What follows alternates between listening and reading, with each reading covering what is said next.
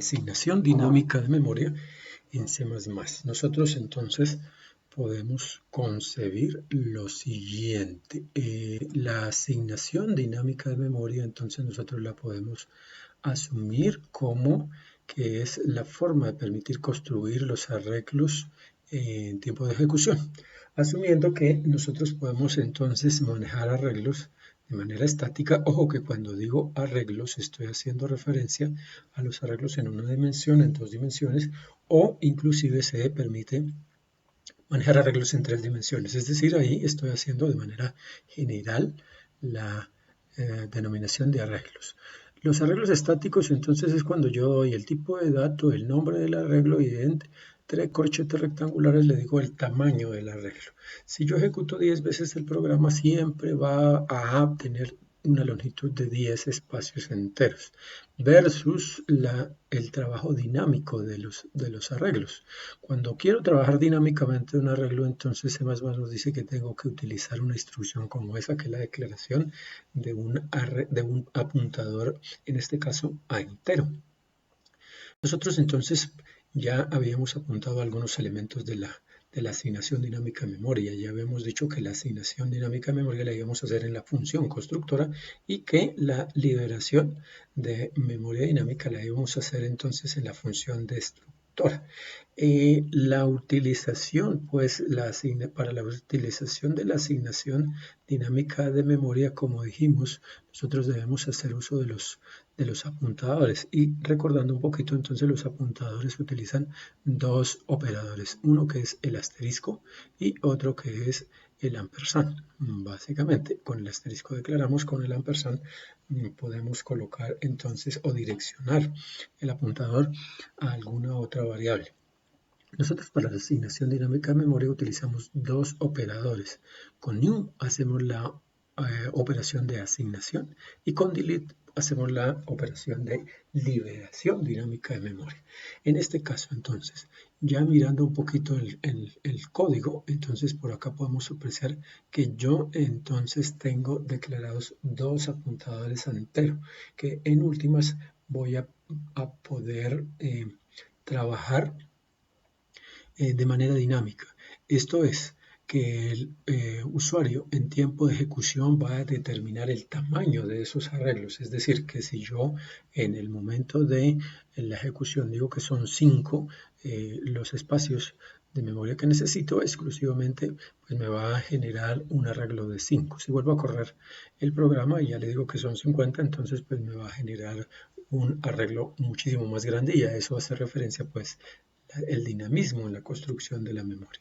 En este caso, entonces, ya nos entramos a mirar, ya sabemos que es la definición del constructor, que en la definición del constructor estamos entonces inicializando las variables y acá entonces está la instrucción de asignación dinámica de memoria.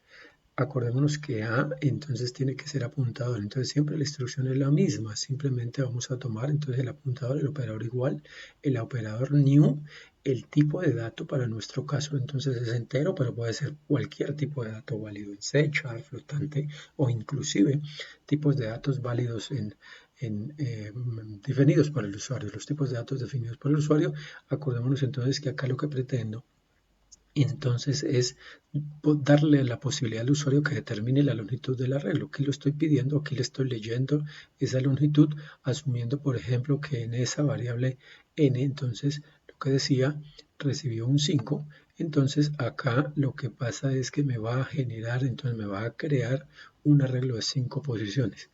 Con esta instrucción lo que estoy queriendo hacer, lo que se hace básicamente es la construcción formal, la validación de la construcción formal del arreglo. En caso de que genere algún inconveniente, me va a decir entonces que error en la asignación dinámica de memoria. En este caso, como tenía dos arreglos declarados, entonces yo puedo hacer entonces la asignación dinámica también para B. Igual, si n recibió un 5, entonces pues B también va a quedar entonces de un tamaño 5. Y la validación es exactamente lo mismo y la inicialización. Acá inicialicé las variables y aquí en este caso entonces estoy inicializando los dos arreglos.